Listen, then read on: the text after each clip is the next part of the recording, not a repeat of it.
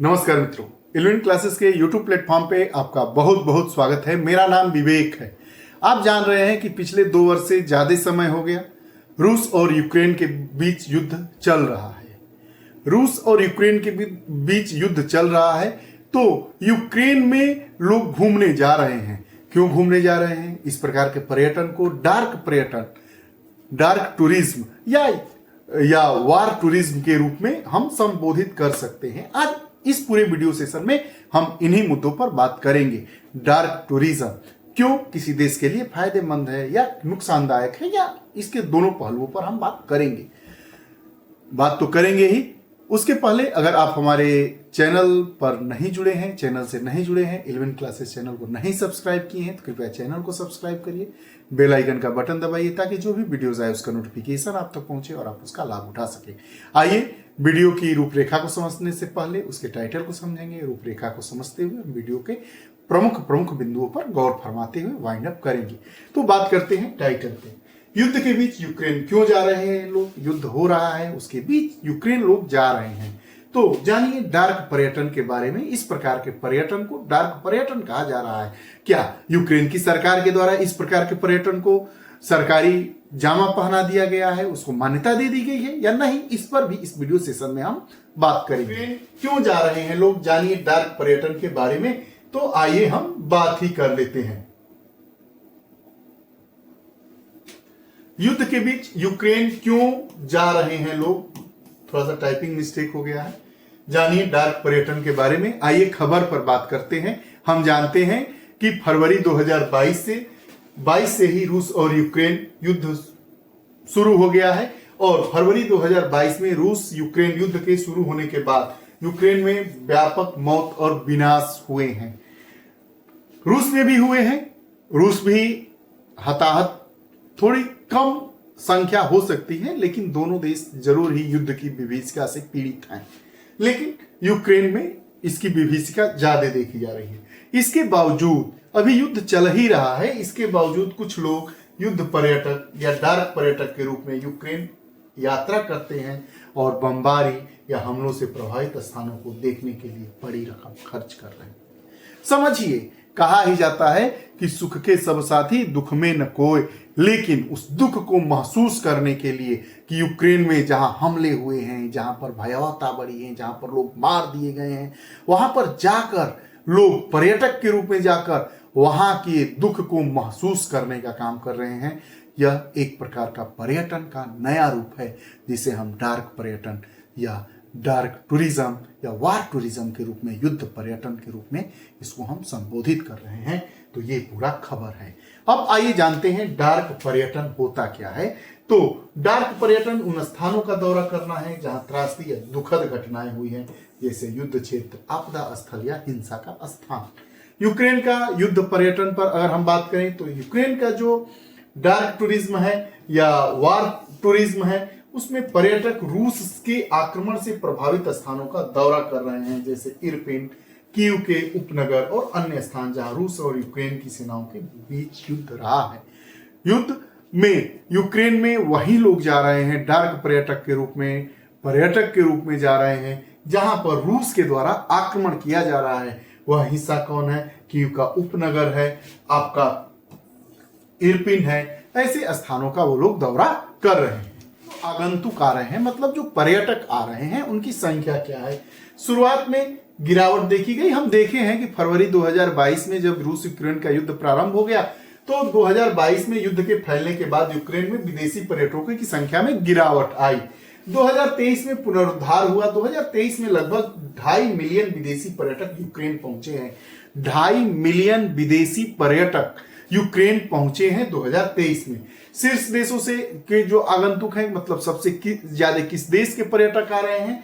तो मोल्दोवा से 5 लाख से अधिक पर्यटक आए हैं, रोमानिया से 2 लाख के आसपास पर्यटक आए हैं, पोलैंड से 1 लाख से अधिक पर्यटक आए हैं और अन्य देशों में जो पर्यटन है उसमें हंगरी, स्लोवाकिया, तुर्की, इजराइल, अमेरिका, जर्मनी और सीरिया प्रमुख है। सर्वाधिक पर्यटक के रूप में यूक्रेन जाने वाले देशों में मोल्दोवा है, जहां के 5 लाख पर्यटक वहां पर गए हैं और युद्ध की विभीषिका, युद्ध की त्रासदी से त्रस्त उस क्षेत्र का दौरा कर रहे हैं और उनकी विभीषिका को, उनके दुख को महसूस कर रहे हैं और देख रहे हैं कि युद्ध की विभीषिका के बाद जो त्रासदी होती है और जो कोहराम मच जाता है, वहां पर लोगों का जीवन कैसा होता है।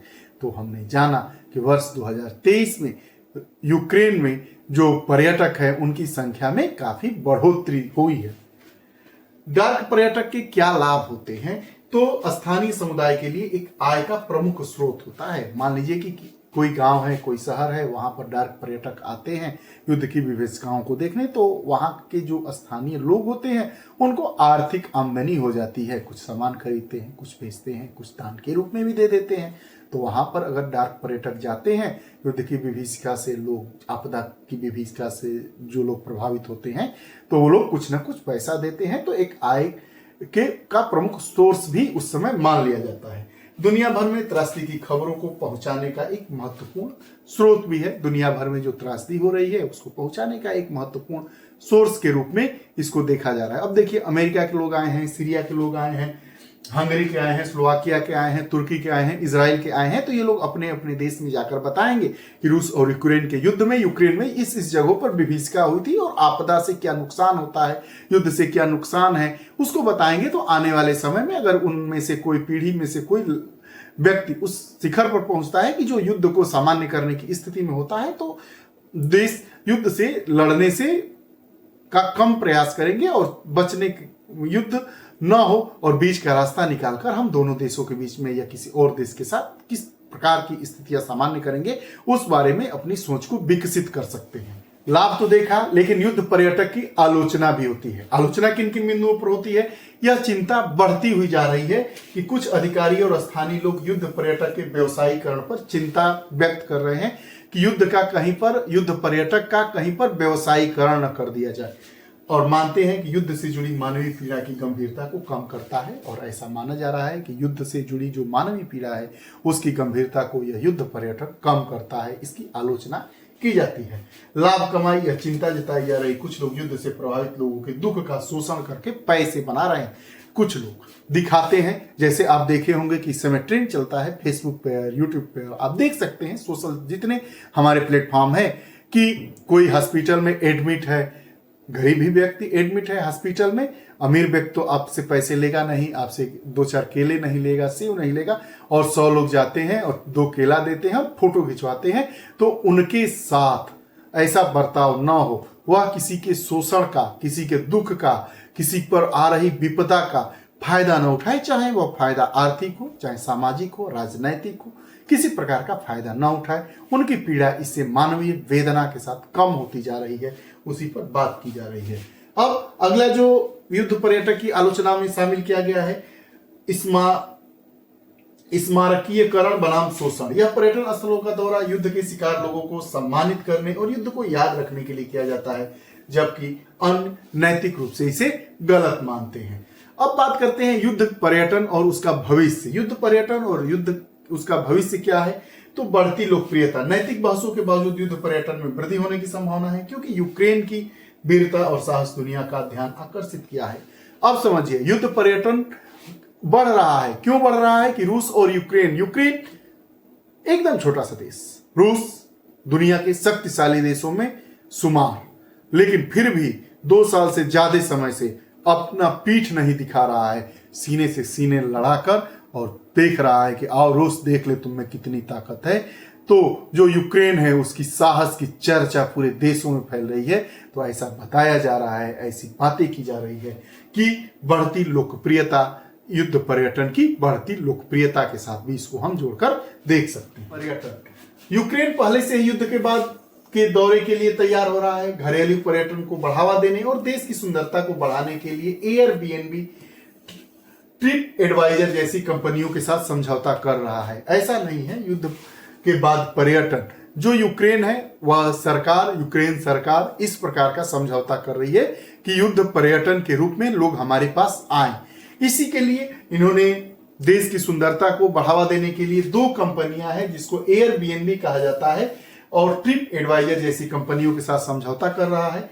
गाइड्स के लिए प्रशिक्षण की बात कर रहे हैं। यूक्रेनी अधिकारी भविष्य के युद्ध पर्यटन के लिए गाइड्स को प्रशिक्षित करने पर काम कर रहे हैं, जिनका ध्यान स्मारक पर्यटन पर होगा। स्मारक पर्यटन समझ रहे हैं, जैसे युद्ध में शहीद हुए लोगों का स्मारक बना दिया जाता है, इस प्रकार के स्मारक पर्यटन को बढ़ावा देने के लिए रूस में काम किया जा रहा है। आपदा में अवसर तलाशा जा रहा है। आप समझिए, इस बात को समझिए कि कौन देश, किस का जो व्यक्ति है, शीर्ष व्यक्ति है, वह अपने देश को आगे बढ़ाने के लिए इस विपदा की घड़ी में, इस युद्ध की घड़ी में भी उसको हम कैसे उसका कमर्शलाइजेशन करें, उसका व्यवसायीकरण करें, इस पर बात की जा रही है। एक तरफ युद्ध पर्यटन की बढ़ती लोकप्रियता उजागर हो रही है और दूसरी तरफ इसको अगर हम मानवता, नैतिकता से के साथ जोड़कर देखें तो यह नैतिकता में, मानवता में आ रही कमी को ही उजागर कर रहा है।